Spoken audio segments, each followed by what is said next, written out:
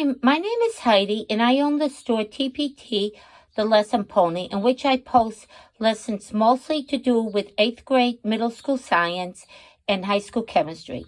Today's video is going to feature eggs. I'm going to show you a few labs that you can do with eggs. Now, I am not sure this is true or not, but I've been told by more than one New England farmer that in New England, we have chickens, we have ducks, and we have turkeys. Many farmers have told me that we sell turkey eggs as extra large eggs, and that is the reason that we eat tom turkey at Thanksgiving. If you could please, if you ever get a chance, look at your carton. I never can find a carton that says it's only chicken eggs. I really would be interested because I'd like to know if this is true or not. As you can see, these are various eggs from the poultry here at Hidden Stables, and you can see they do range in size. This is Winter. He's one of the lesson ponies here at TPT, the lesson pony. Today I'm going to go over a few easy labs that you can do with your students that are low cost. I love to do labs almost every single day, but it gets prohibitively expensive when you have 100 students. These are labs that you can do with your kids. All you need is a dozen eggs. I took out a larger egg to demonstrate just to make it a little bit easier for you to see. As I said to you earlier, different birds lay different size eggs. This is a turkey egg. Now the first lab I'm going to show you is to see how strong an egg really is. An egg is probably, I think, the most amazing thing that was ever evolved on our planet. The egg has to be strong enough so that it will protect the embryo, but fragile enough that the little baby chick is able to get out. Have your students take an egg, put it on both sides of their palm like this, and push as hard as you can. You will not be able to break the egg. As long as you have even pressure, you will not be able to break the egg. Again, if it has a small hairline crack in it, the egg will break, but usually it won't. Kids are amazed by the fact that the egg won't break.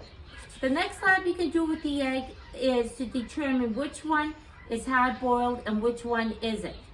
What you do is you get a bunch of eggs. I find it easier to use the white eggs to be hard-boiled and the brown eggs to be raw, just so I can keep track. You don't have to. You can get all the same color eggs and just mark them. This does get a little messy, but it's a great lesson in inertia. Have the students try to figure out which egg is hard-boiled and which one is not, simply by spinning them. The hard-boiled egg will spin faster because of inertia. It's a great way to talk again about Newton's laws. Another lab that you can do with the students is, if you're lucky enough to get eggs, real eggs that are organically grown on chickens and ducks like here. I don't know if you can see some behind Winter here, but if you're lucky enough to find ducks that are actually able to run free the entire day, when you crack open the yolk and compare it to an egg that is store-bought, that's kept in a cage, you'll be amazed at how much orange the real yolk is. Eggs that are grown on a farm, I think, are worth the money. They have a lot less cholesterol in them, and they do taste better. They're bright orange, so really almost pumpkin orange. Now, after you've cracked the eggs, being a Yankee, we don't want anything to go to waste. You can use the cracked eggs, if you cut them here, put some seeds in them and use them as small planters. Another lab, and one of the favorite labs that you can do with the hard-boiled eggs, is first, you make sure this is right from the farm, so it's still a little dirty. Clean the hard-boiled eggs off. Put shaving cream onto a cookie tray, and then put a line of food coloring over it. Roll the eggs into the food coloring to get a beautiful marble approach. Another lab that you can do is set up a ramp and put various things around the egg and have the egg measure how long it takes to go down the ramp. This is a good lesson to review Newton's laws of physics. Another lab is the vinegar and water lab. That you place the egg into a solution of vinegar and water, wait 3 days, and you'll see that the calcium on the egg has dissolved. Some teachers actually put food coloring into the solution. I don't, and the reason I don't is I want them to see what the yolk and the egg white actually looks like. Another great lab is if you have small cars. Barbie doll cars work really well. I got a bunch of them at a yard sale. Put the egg into the Barbie car and have it be smashed against the wall.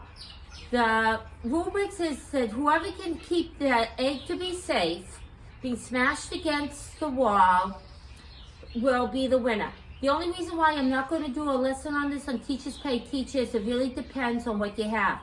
I charge so much for carnival, so much for tissues. What are you doing? All right, excuse me. He works for cookies. It's getting warmer here. We're going to be able to start riding soon. Students really like this. The only problem you have with this is it does get messy, and I destroyed one of my walls throwing the cars against it. So I recommend that you get a piece of plywood or something so that it won't hurt the walls.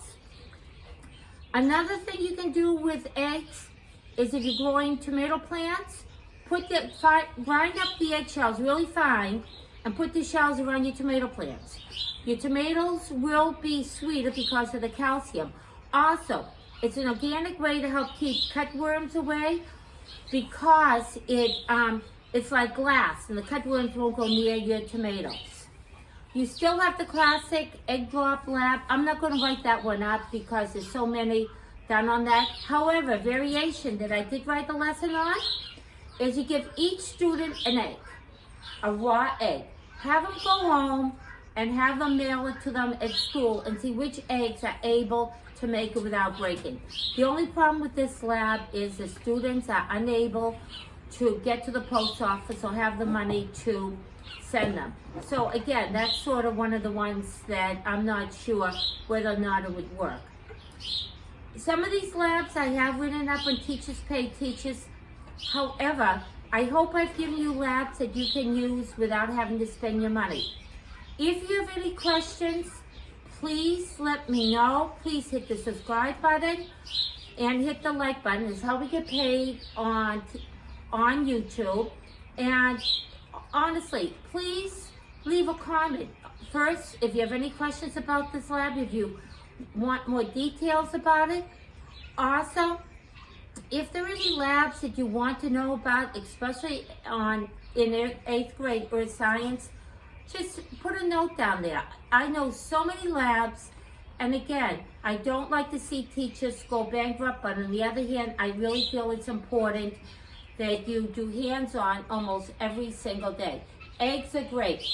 A buy note. Most people are not aware of this, but foundation stock. Your foundation stocks are the original genetics that chickens and hens came when the Mayflower landed, or about 250 years ago.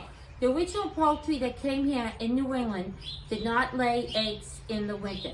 The reason being it was just too cold and the baby chicks would not survive. That is why we have eggs at Easter, is because most of your poultry, the original stock, would not lay eggs. Again, thank you for viewing. Please hit the like button, and even more importantly, if you have any questions, anything that I can help you with, I am really here for you. Winter and I will help you out. Thank you, and stay safe.